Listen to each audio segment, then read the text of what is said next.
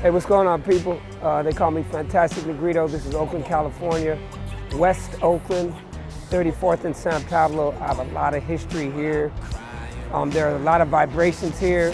Some of them are tragic vibrations, but some of them are very healing and creative vibrations, and that's what I try to tap into. So I want to invite you to my studio. Let's go see what it's like. Come on.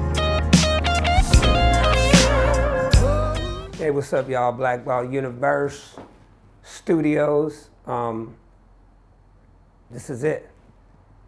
I make all my music in this building, this art gallery, this used to be a liquor store. Storefront. It's a storefront or storefront. So first, it's amazing. Hammond B3 organ belonged to Carl Wheeler. And Carl Wheeler did all that fine writing and organ and keyboards on all those Tony albums. So I feel like that it has been blessed. And I use this on Have You Lost Your Mind Yet? L.J. Holman plays, but yeah, that Hammond B3 organ, it's like one of my favorite instruments. It takes me back to childhood, church. Hear that Hammond B3 organ, it lets you know you're home. So yeah, we use this a lot on the record. Let's go into this room. This is our so-called live room. Now this used to be a liquor store. I think it was called Bluebird Liquors. I didn't like this place growing up because it kind of represented bad things to me. And there's a lot of addicts that would come here. You could buy drug paraphernalia in the store. And it seemed like an unhealthy place for our community. We record live drums in here. Sometimes I'll play the piano or guitar. We amp everything up, we mic it up. And sometimes we get people just coming to the door because they want to hear that music and they want to feel that music. And those are the people that are important to me, those people right here in this community, because, I mean, they're the ones. They know. This music comes from them, comes from us. And it's like my favorite thing when I used to busk on the street and you see displaced and homeless people and people who are addicts. And I'd be out 2 a.m. playing on the streets. And, when they came up and started talking to me about the music, that's when I knew, okay, Fantastic Negrito, we're doing something. So we can, let's take a walk over to the control room. A lot of bad things happen in this building. So I'm glad now that I can do some good things here.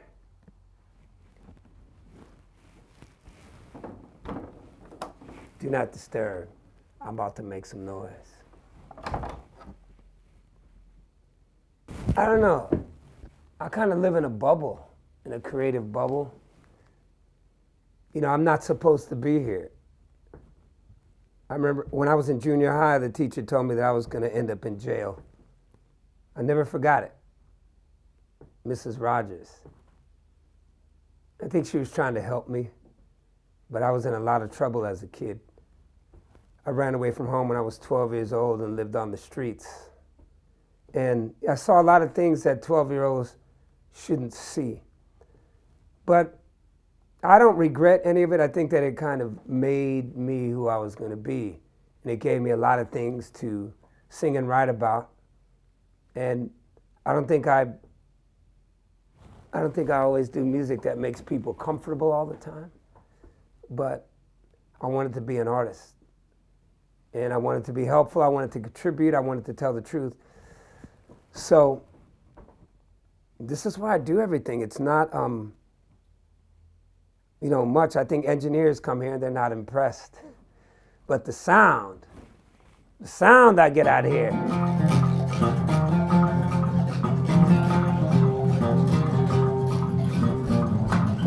Come on.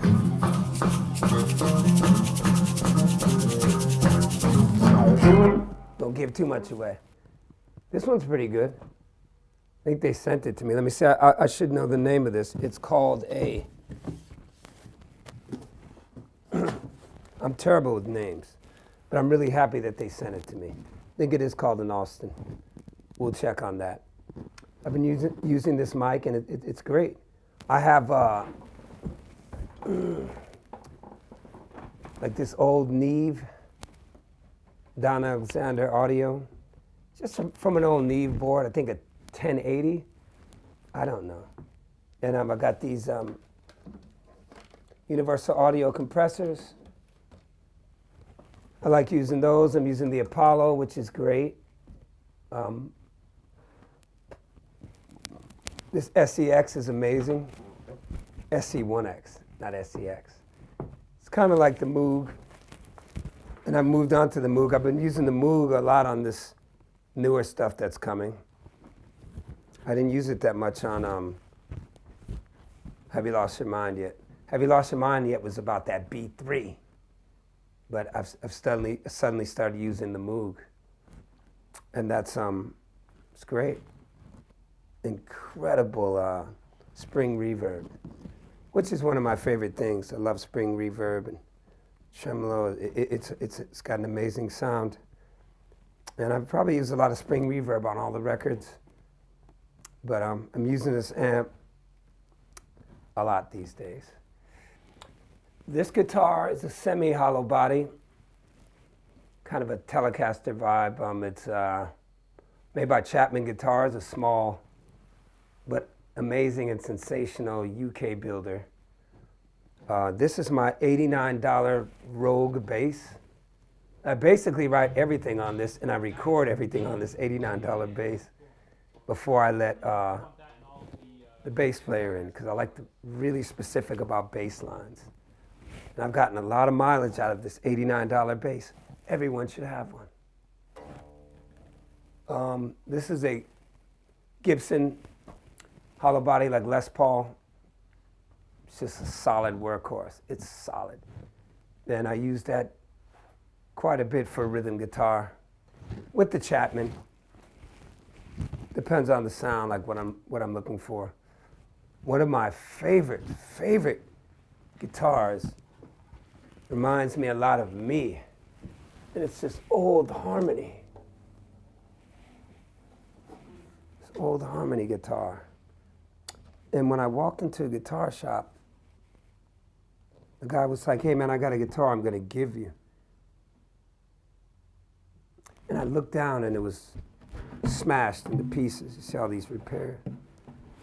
He said it was broken, battered, and bruised, like me, like my hand. This happened years ago. I spent 3 weeks in a coma, and I woke up and I asked the nurse, "My hand's okay?" And she just did this. She didn't say no, she said. People thought I would never play again, but I found ways to play. And what I love about this guitar is it's very symbolic of myself. It was broken, battered, discarded, and left in a pile. And I put it back together.